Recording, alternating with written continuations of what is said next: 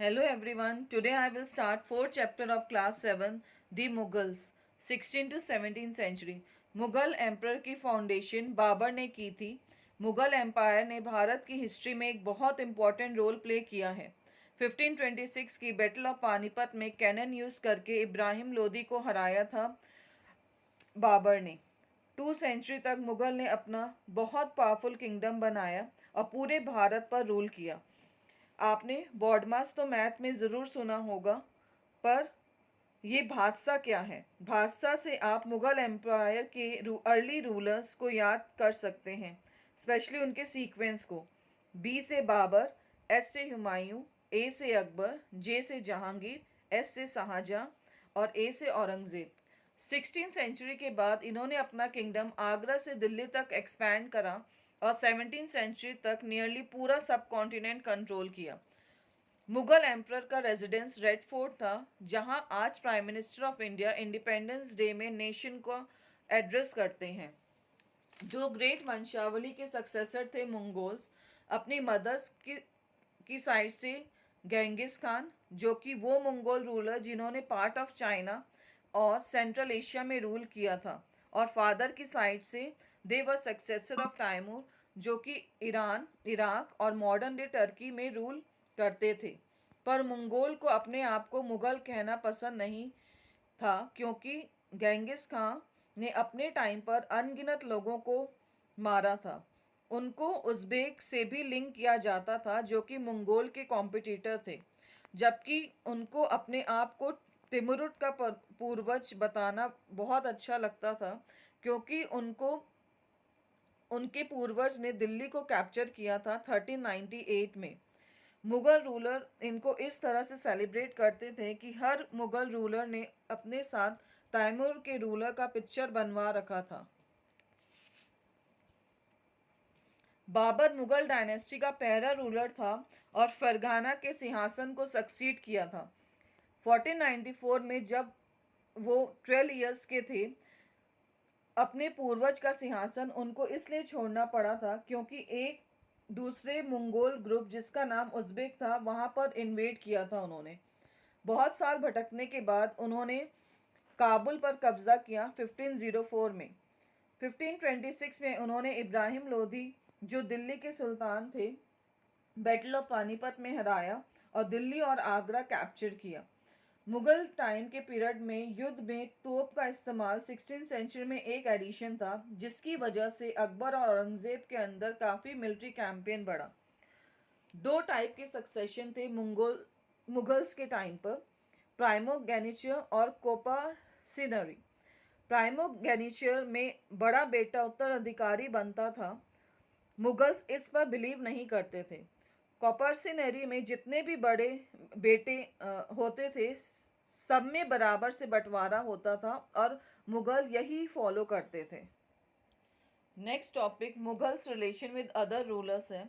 इसमें काफ़ी राजपूत रूलर्स ने अपनी बेटी की शादी मुगल के परिवार में कराई थी और हाई रैंक रिसीव करी थी, जिसमें जहांगीर की माँ खचवाहा प्रिंसेस राजपूत रूलर ऑफ अंबर की बेटी थी. शाहजहां की माँ राठौर की प्रिंसेस थी, राजपूत रूलर ऑफ मरवार की बेटी. सिसोदिया राजपूत रूलर ऑफ मेवाड़ ने रिफ्यूज़ किया था मुगल अथॉरिटी को अपनाने में. इसके बाद जब मुगल ने इन्हें डिफीट कर दिया, फिर भी मुगल ने इन्हें ऑनर के साथ ट्रीट किया और उनका लैंड भी वापस करा. यही केयरफुल बैलेंस मुगल्स का, कि अपने अपोनेंट को डिफीट तो करना बट उनकी निंदा ना करना, इसका प्रभाव काफ़ी किंग्स और चीफ्टियंस पर पड़ा, पर इस बैलेंस को मेंटेन करना बहुत ही मुश्किल था, क्योंकि एक्सपेंशन हो रहा था मुगल्स का. काफ़ी डाइवर्स पीपल भी मुगल में शामिल हुए. अब मुगल सिर्फ टर्किश नोबल का केंद्र न रह के उनमें Iranians, Indian Muslims, Afghans, Rajput, Marathas और भी ग्रुप शामिल हो गए थे. जितने भी मुगल सर्विसेज में शामिल हुए उन्हें मनसबदार कहते थे. मनसबदार उन व्यक्ति के लिए यूज़ होता था जो कि एक पोजीशन और रैंक होल्ड करते थे. एक ऐसा ग्रेडिंग सिस्टम था जो कि मुगल टाइम में रैंक, सैलरी और मिलिट्री रिस्पॉन्सिबिलिटी देने के लिए फिक्स हुआ था. रैंक और सैलरी एक न्यूमेरिकल वैल्यू, जिसे जत बोलते थे उस पर डिपेंड होता था। जितना हायर जत होता था उतना ही हाई नोबल की पोजीशन होती थी और उनकी सैलरी भी उसी पर डिपेंड करती थी।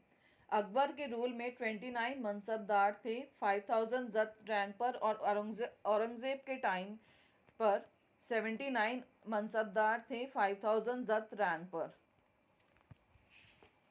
मनसबदार की मिलिट्री रिस्पॉन्सिबिलिटीज थी कि उन्हें एक स्पेसिफाइड संख्या में घुड़सवार मेंटेन करने पड़ते थे, उनका रिव्यू करना पड़ता था, रजिस्टर करना पड़ता था, उनके हॉर्सेस को ब्रांड दिया जाता था और जो लोग इनसे घोड़े खरीदते थे इन्हें पे करते थे।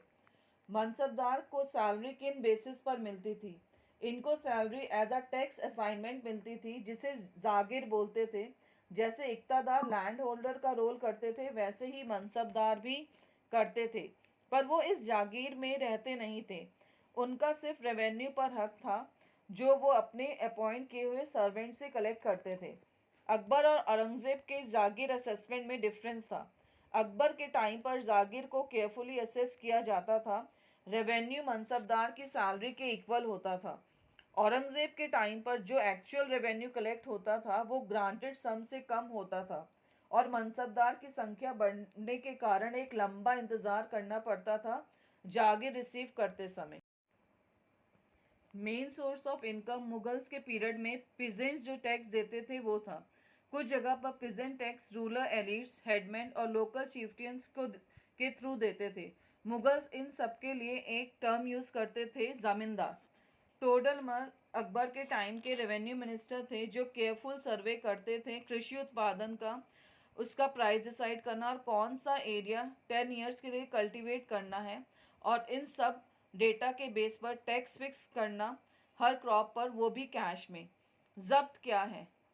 जब हर एक प्रोविंस को डिवाइड किया जाता था रेवेन्यू सर्कल के हिसाब से, हर एक क्रॉप पर रेवेन्यू रेट्स लगते थे, उसे जब्त बोला जाता था। पर इन्हीं एरिया पर जब्त लगाया जाता था जहां मुगल एडमिनिस्ट्रेशन सर्वे कर सके और बहुत सावधानी से हिसाब रख सकें, जो कि कुछ प्रोविंसेस जैसे गुजरात और बंगाल में पॉसिबल नहीं था। अब ऐसा क्या था जिसने मुगल स्टेबिलिटी को चुनौती दी 17वीं सेंचुरी में? जमींदार और पीजेंट जो कि एक ही कास्ट से अलाइन थे, उन्होंने बढ़ते हुए टैक्सेस पर रिबेलियस एटीट्यूड दिखाया मुगल अथॉरिटी को। Next topic the Mughals in the 17th century and after है। मिलिट्री और एडमिनिस्ट्रेशन की क्षमता की वजह से मुगल राज्य इकोनॉमिकली और कमर्शियली काफ़ी ग्रो किया। हाईएस्ट मनसबदार 445 ही थे 8000 की संख्या में से। जो प्राइमरी प्रोड्यूसर थे उनके पास रेवेन्यू कलेक्शन बहुत कम बचता था, जैसे पिजेंट्स और आर्टिजन। जो वेल्थी आर्टिजन और पिजेंट ग्रुप, मर्चेंट और बैंकर्स थे, उनको ज़्यादा मुनाफा हो रहा था। कुछ मुगल सर्वेंट काफ़ी पावरफुल हो गए थे और न्यू डायनेस्टी बनाकर वह वहाँ की कमांड्स ले ली थी, और हैदराबाद और अवध में ऐसे मुगल सर्वेंट्स देखने को मिले। नेक्स्ट टॉपिक अकबरनामा और एन ए अकबरी है। अकबर के क्लोज फ्रेंड जो कि कोर्टियर भी थे, अबुल फजल, उन्होंने अकबर के टाइम की हिस्ट्री लिखी थी, 3 वॉल्यूम हिस्ट्री, और उनको अकबरनामा का टाइटल दिया। फर्स्ट वॉल्यूम में अकबर के एंसेस्टर के बारे में है। सेकेंड वॉल्यूम में जितने इवेंट्स उनके टाइम पर हुए उसका रिकॉर्ड है। थर्ड वॉल्यूम में उनके administration, house hold, army, revenue collection, वहाँ की जियोग्राफी, जिसको एन ए अकबरी का नाम दिया। एन ए अकबरी में वहाँ के ट्रेडिशन और culture, statistical details, crop yield को लेके, प्राइजेस, वेजेस, रेवेन्यू के बारे में भी लिखा है। नेक्स्ट टॉपिक नूर जहाँ का इन्फ्लुएंस क्या था जहांगीर के कोर्ट में, उसके बारे में है। मेहरुनिसा ने एम्परर जहांगीर से 1611 में शादी करी, उनको नूरजहाँ का टाइटल दिया गया। नूरजहाँ बहुत ही लॉयल और सपोर्टिव थी जहांगीर को लेके। जहांगीर ने सिल्वर कॉइन बनवाए उनके नाम पर, जिसमें एक साइड पर उन्होंने उनका फोटो और दूसरी साइड पर अपना फोटो लगवाया। नेक्स्ट टॉपिक सुल ए कुल, जिसको अकबर ने इंट्रोड्यूस किया था, और इसका मतलब है यूनिवर्सल पीस। यह टॉलरेंस के आइडिया पर बेस था जहां पर कोई डिस्क्रिमिनेशन नहीं होता था रिलीजन को लेके। ये जस्टिस, पीस, हार्मनी पर फोकस करता था ये आइडिया, और यूनिवर्सली एप्लीकेबल था। So this is all about The chapter 4, the PDF of the notes from which I taught you is available in the description box down below. If you enjoyed today's video, share, like, subscribe and hit the notification bell and stay tuned for more videos. Thank you.